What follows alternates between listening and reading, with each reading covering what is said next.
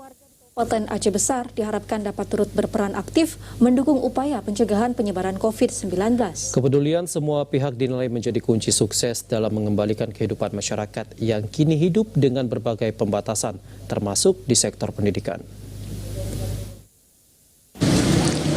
Meski dihadapkan pada berbagai kendala, penerapan pembelajaran jarak jauh dinilai merupakan solusi terbaik di tengah status Kabupaten Aceh Besar yang masuk dalam zona merah atau berisiko tinggi penyebaran COVID-19. Status zona merah dinilai menjadi bukti masih rendahnya kesadaran semua pihak dalam upaya mencegah penyebaran COVID-19.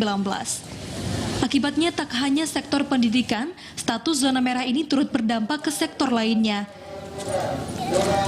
Kepala Kementerian Agama Aceh Besar Abrarzi mengakui metode pembelajaran jarak jauh memang menyisakan banyaknya kendala, baik oleh tenaga guru maupun siswa.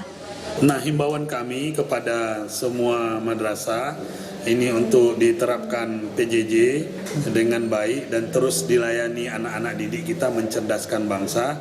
Untuk orang tua, ya janganlah dulu hibah hati anak-anak di rumah ini bagaimana nggak sekolah kami kewalahan. Mari kita ikuti edaran ini untuk meningkatkan bagaimana COVID-19 ini angkanya tidak tinggi di Aceh Besar. Kita sedang berupaya, mohon dukungan masyarakat, guru-guru dan semua pihak. Hingga kini sejumlah satuan pendidikan di jajaran Kementerian Agama disebut telah menerapkan pendidikan jarak jauh. Hal ini dinilai sebagai bentuk dukungan atas upaya pemerintah dalam memutus mata rantai penyebaran COVID-19. Tak hanya itu, Kemenak Aceh Besar juga telah menginstruksikan jajarannya untuk mensosialisasikan upaya pencegahan serta keamanan dan kehalalan vaksin. Langkah ini diharapkan mampu meningkatkan kepercayaan masyarakat sehingga kasus COVID-19 di Aceh Besar mampu ditekan semaksimal mungkin.